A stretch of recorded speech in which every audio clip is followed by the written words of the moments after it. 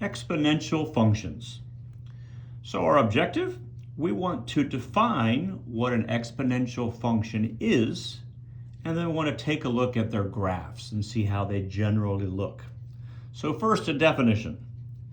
An exponential function is any function of the form f of x equals b to the x, where b, the base, the number b is called the base, is always greater than 0 and is also not equal to 1, and x is any real number.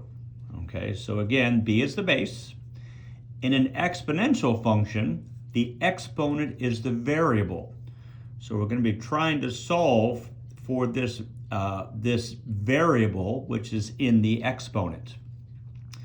Whereas a linear function has outputs that change by a constant rate, exponential functions have outputs that change by an increasing or a decreasing rate. And we'll see how that looks in just a moment. Examples. Examples include, let's have 4 functional examples. How about f of x equals simply 2 to the x? Okay, so the number 2 again is called the base. So there's an example of an exponential function. Second example, how about g of x is equal to 10 to the x? Another example. And we'll see base 10, we'll deal with the base of 10. I'll go ahead and mark it here. When we talk about logarithms, base 10, for those who might know, base 10 is the common log, is the common base, what's called the common log. We have a base of 10 in logarithms. We'll do an h of x, and we'll say, how about the letter e to the x plus 1? So the letter e is an irrational number. It's called Euler's number. We'll talk about that in a future video. It's similar to pi. You know, pi is an irrational number too. It is also called the natural base, the base e. A lot of cases where it is found in nature, which is why I got the name the natural base. And one more example, I'll call this one j of x. And I'm just going to note that you can have a base that is a fraction.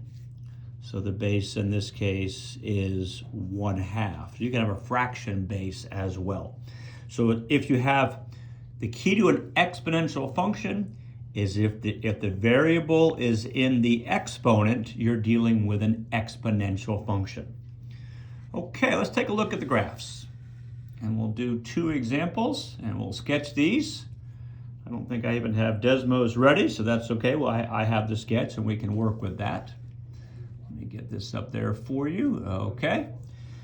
Use a table of values to graph the exponential function 2 to the x, which is what we had up here, 2 to the x. Okay, I'm going to choose some x values. We'll keep this simple. I want my x values to go from -2 to 3.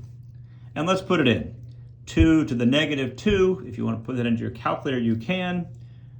Let's see here, 2 to the -2, well, that turns out to be equal to 1/4. 2 to the -1 turns out to be 1/2. 2 to the 0, well, anything to the 0 power is simply 1. 2 to the 1, well, anything to the first power is the base, is the thing that you're taking to the first power. And of course, we know 2 squared is 4, and we know that 2 cubed is 8. You can check all those with your calculator if you'd like to. So now we have 5 points, -2 1/4, -1/2, 0, 1, etc. And so let's graph them. And I'm just going to do this freehand. And I already know how it turns out. So I'm going to focus on quadrants 1 and 2. Okay, so this is my x-axis, and this is my y-axis or my f of x-axis. This is function notation. And I'm going to tick mark my x-axis by 1s. And I'm going to tick mark my y-axis by 2s. Okay, now let's plot our points. Negative 2 1/4. Well, negative 2 1/4 is about there. Negative 1 1/2. Negative 1 1/2 is about there. 0 1 puts me right there. 1 2, well, that one I have right on my graph.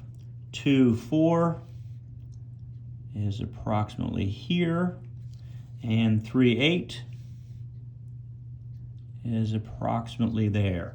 I'm going to connect these. I'm going to use a dotted line just so that it's a little, because I'm using obviously a pencil and a pencil, just the same pencil. I'll just use a dotted line so that it's a little bit clearer. And there is, so it's kind of set apart. There's the graph of f of x, or y, equals 2 to the x. So that is an exponential graph. In this case, notice it's starting from over here. The domain is negative infinity, and it is increasing, but it's increasing faster and faster and faster. That's what exponential functions do. That's one type of exponential function, the type that will increase faster and faster and faster. So let's make a note. It is increasing faster and faster, as opposed to a linear function which increases at a constant rate. So it doesn't seem like it's increasing very fast, but it does start to really pick up speed as it goes. Okay, let's look at, this has a base that is greater than 1. Let's look at a base that is between 0 and 1. So give me just a moment here. Okay.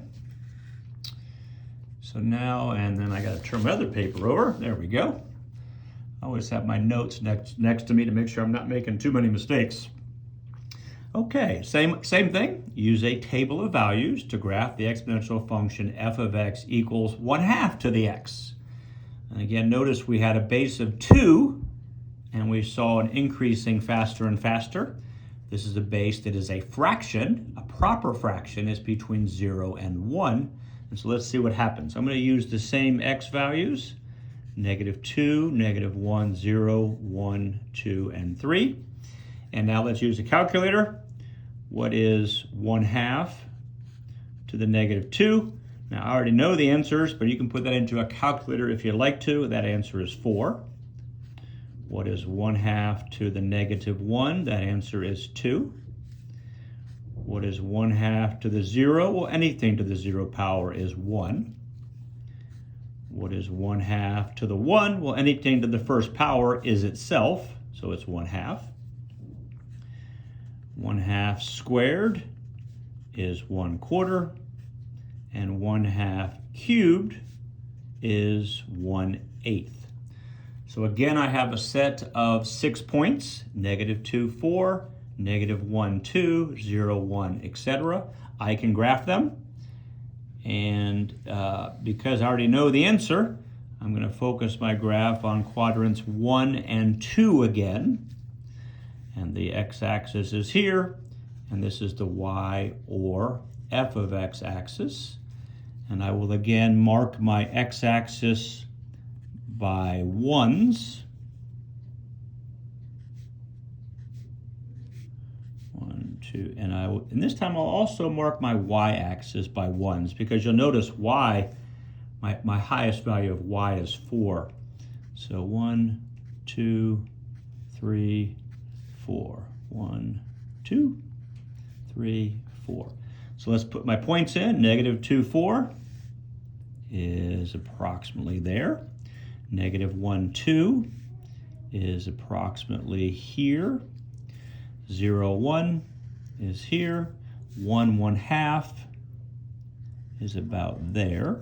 2, 1/4 is about there. And 3, 1/8, well, now we're getting really close to the x-axis on my graph. We'll put it about there. And then we could go ahead and connect these points. Again, I'm using a dashed line, but we would normally connect them with a solid line, just so it's clearer. Whoops, I gotta come down. There we go. And here is the graph of f of x equals 1/2 to the x. Okay, now notice what it does when I have a base that is a proper fraction. I am decreasing from left to right, and I'm decreasing. The decrease is fairly quick here, but it slows down. The decrease is slowing, as you see, as it gets closer and closer to the x-axis. So we are decreasing,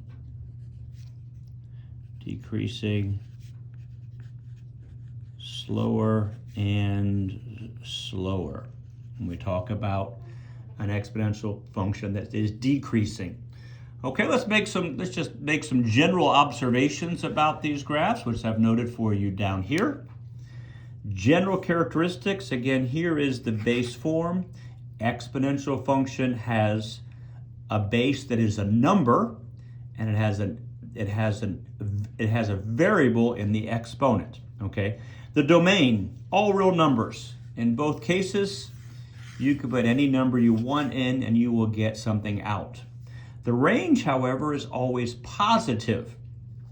It's not zero, it's always something positive. The graph is coming down in this case, and it'll get closer and closer and closer to the x-axis, but it will never touch it, okay? We call that a horizontal asymptote, which I'll speak to in just a moment. The graphs all pass through the point 0, 1. We notice that both of these have a y-intercept of 1. There is no x-intercept because they don't touch the x-axis. If the base is greater than 1, and we saw that here. Here is a base that is greater than 1, okay? We have a graph that goes up to the right, and it's an increasing function. If the base is between 0 and 1, which we see here, the graph goes down to the right, and it's called a decreasing function. And as I mentioned a couple minutes ago, the x-axis is a horizontal asymptote. If you've not heard that line, an asymptote is just a line that shapes the graph. So a horizontal asymptote is a horizontal line that shapes the graph, and in this case, it's never touched. So that gives us a sense of the graphs of exponential functions, and of course, we're going to work with those when we talk about modeling and solving exponential equations.